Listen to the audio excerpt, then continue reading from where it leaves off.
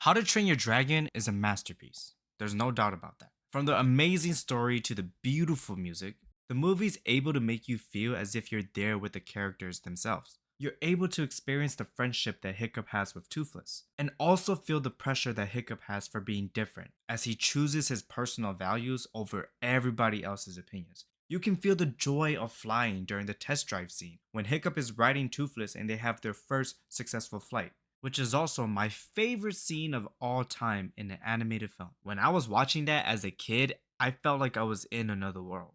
There's barely any flaws within this movie, if any at all. So when I heard that there was going to be a live action adaptation, I was surprisingly optimistic, which I don't know why. Considering how bad most live action adaptations have been lately, I guess I was just excited to see a live action not done by Disney. But luckily, I was right. The movie was actually pretty good. One of the main reasons why the live action adaptation was good was because there were little to no changes to the original story. Even with the minor changes, they were pretty small overall and didn't really change the original plot or affect the characters. I know that some people don't like near identical remakes. They usually argue that if there's no changes to the live action adaptation, you might as well just watch the animated version. But honestly, I actually prefer for live action adaptations to be shot almost exactly as the original animated version. Because most of the time, when there's a live action adaptation, they change so much stuff that they fail to capture some of the magic of the original piece. I'm not saying that I'm against any changes to a live action adaptation, but if there's going to be any changes, it has to add more to the plot or to the characters rather than take away from the story. Also, there's nothing wrong with wanting a live action adaptation, even if it's nearly identical to the original version.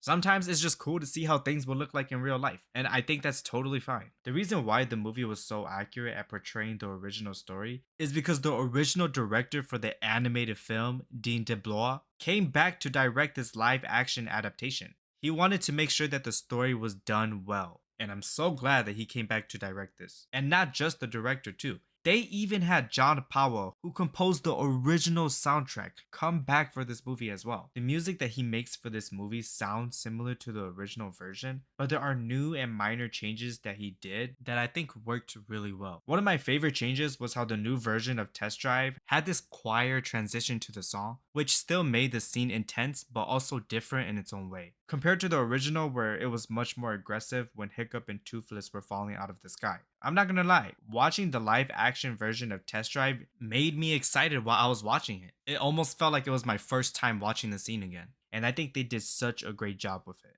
They honestly did such a good job with the CGI as well, and you could tell they put a lot of effort into the dragon's appearances. There were some scenes here and there where the green screen didn't blend in well, but honestly, it's not even that big of a deal. Overall, it was still executed pretty well, especially for a live action where the main character is flying on a dragon. When it comes to the characters, I think Mason Thames did an amazing job as Hiccup. His performance was a little off at first in the beginning of the movie. It felt like he was trying to act like Hiccup instead of being Hiccup. It wasn't until he met Toothless that he fully immersed himself into the character, and that's when he really shines. Once we got past that point, he basically embodied his own version of Hiccup, and his acting was amazing. Overall, he did pretty good. Gerald Butler as Stoic no doubt stole the show. Every time he was on screen, he just stole the scene. When it comes to Astrid, I felt the same way about Astrid like how I did with Hiccup. I think some of her lines didn't hit as hard as the original, but the actress did a good enough job to where I wasn't pulled out of the scene. She did get better once she started to develop chemistry with Hiccup. Though I wish they did build on this a little bit more. For some reason, it felt like something was missing between them compared to the original animated version, but it was still enough to keep me focused on the story. Nico Parker did decent overall, and I'm sure she'll do amazing in the second movie now that her relationship with Hiccup has been established. In terms of her action scenes, I just wish they were able to portray some of her fight scenes a little bit better. It would have allowed us to see some of her combat skills and see why she's the leader and the best out of the group, because most of the time she was just holding an axe and throwing stuff, which is more than anybody in the group did, but in my opinion, they could have showcased her abilities a little bit more. All the other side characters were great as well. Even if they didn't look or act like the animated version, they were still able to portray key parts of the characters in their own way. Roughnut and Toughnut were funnier than I thought they would be, to be honest. Snotlout, Fishlegs, and Gobber were good as well. All of them had their own little moments within the film.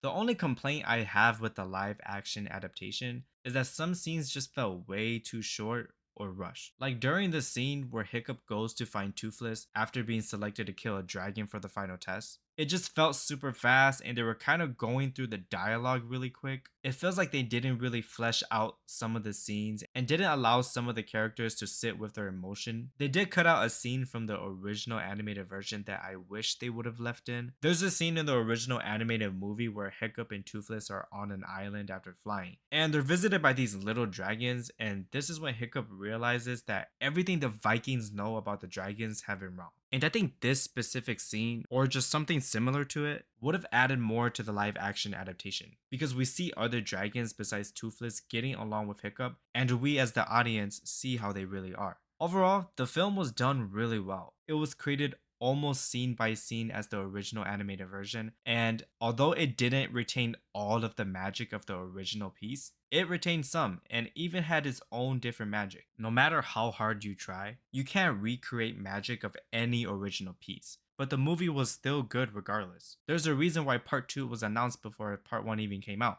They're confident in their ability to stick to the source material and make a successful live action adaptation. I'm excited for the next one, even though we have to wait 2 years. But overall, in terms of rating, the live action How to Train Your Dragon gets an 8 out of 10.